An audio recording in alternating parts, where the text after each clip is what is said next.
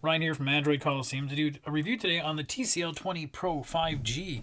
Now, I've given you the unboxing, I've given you a week's impression. Here we are just past the 2 week mark, and what do I think of this device? Well, I gotta address the elephant in the room that TCL is not a brand we typically would see on the shelves or think about when we think about Android devices. We think about Samsung or Google or the playfield is actually getting very narrow lately.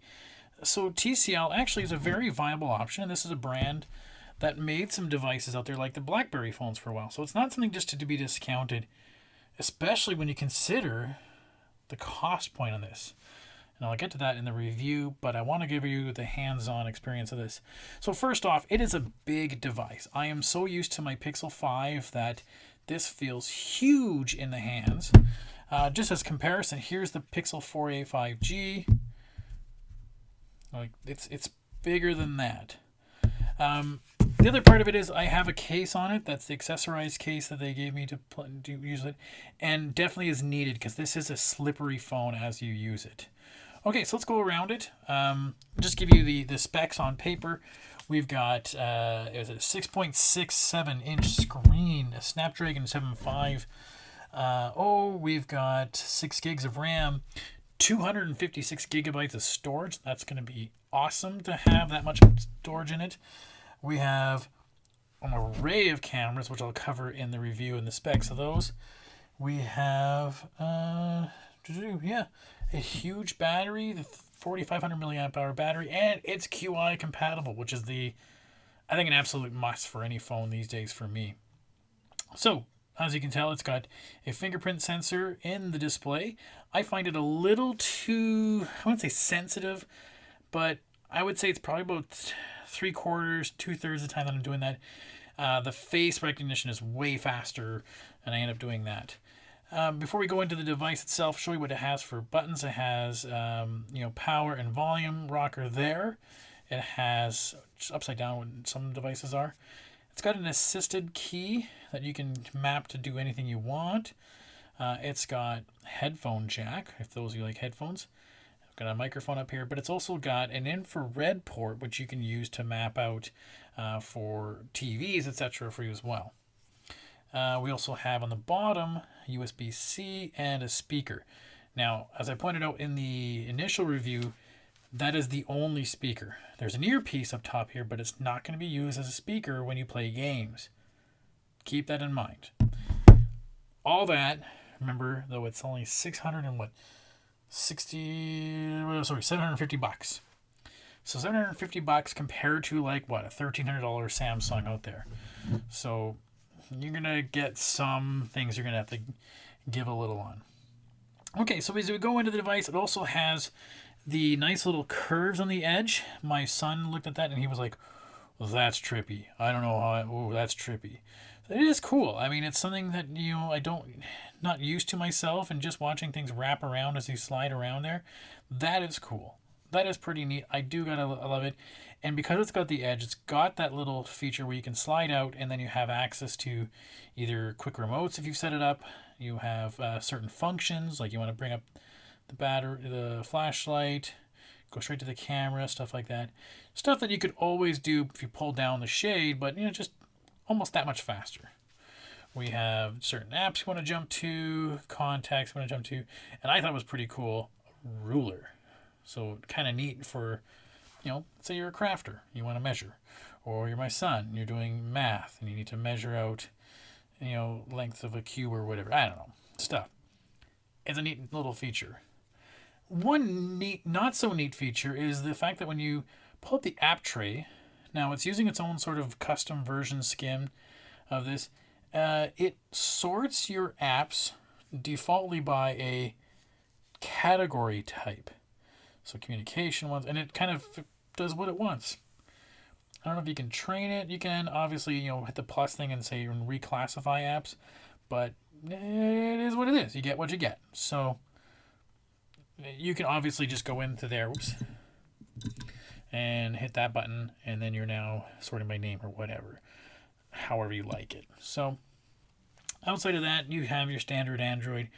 One thing I did find was kind of cool is that, just watch this little thing here. I don't know if I can bring it into focus here for you. I'll tap. Bring that into focus. If I hit this, and then I get out of it, I don't know. That little animation kind of was cool. Go into the music app, come out of it. Go in the video app, come out of it. Oops.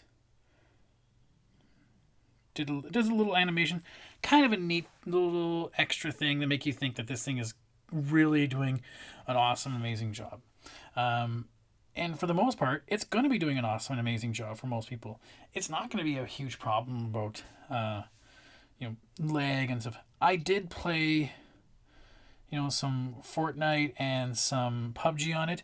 I did notice some slowdown. I did notice some lag. And especially with those kind of games, the fact that I don't have stereo sound really took away from the playability. So you're going to want headphones if you play those kind of games. But other games, like I'm playing this game right now, it worked out just fine. Like these are not super intensive games. Works out just fine. The animations look good. The playability seems fine. No concern, no issues there whatsoever. I also did notice that I did play around with the navigation keys. So you can go into the settings and set up, where is it, navigation? Navigation.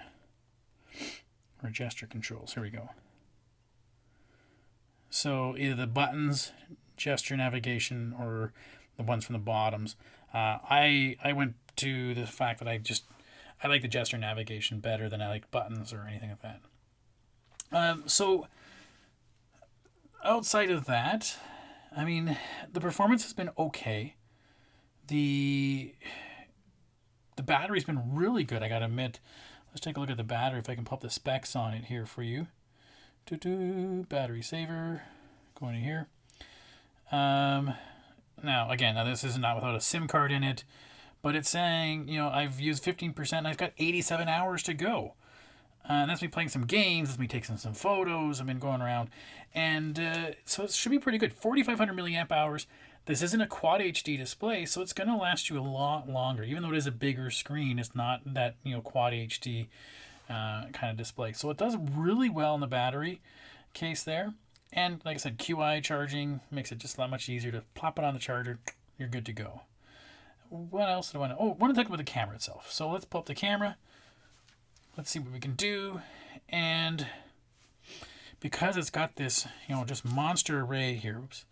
Monster array of different... and it's got a telephoto, it's got a wide angle, and it's got your regular as well. And it's got one that it's using just to help you with the depth stuff. So features, you can do the auto and it's fine. Do video, fine. Portrait, it'll do all those different modes where it can do bokeh features, right? Super night mode. And then you got pro mode as well. You can adjust it yourself. Where you want to play around with, though, is this, I like, is super macro. So you can do some really close-up pictures. You can play around with that if you want. I don't know if it does allow you to get really close in some pictures. You got your pano. You get something that's called a high pixel mode.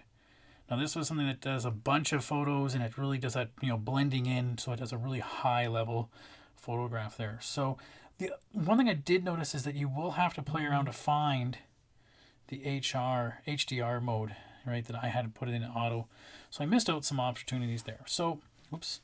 Let's take a look at some of the photos I've been taking. I took it out on a bike ride the other day. Not bad. Again, I'll upload these. You can see what you think. HDR is pretty good. There's a nice pano. There's one in HDR, and where was it? That was one without HDR, and that's one with HDR. I didn't find it quite as good as it was with the sun there. I don't know. These are not spectacular shots, but they're pretty good shots, right? Nothing I'd write home about, but nothing I would... Oh, there's an example. There's the non-HDR. There's the HDR. It really greened out the sky. I don't know. There's a super macro shot. Again, not bad. Pretty cool stuff.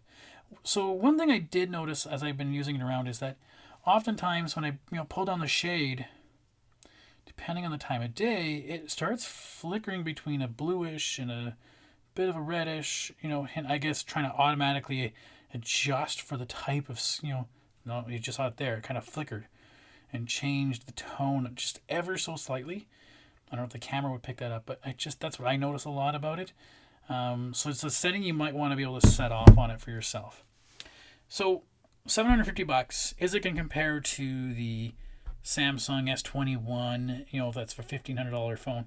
Probably not, but it's going to be, for all intents and purposes, darn close for the majority of the masses. So this is going to be a very viable competitor.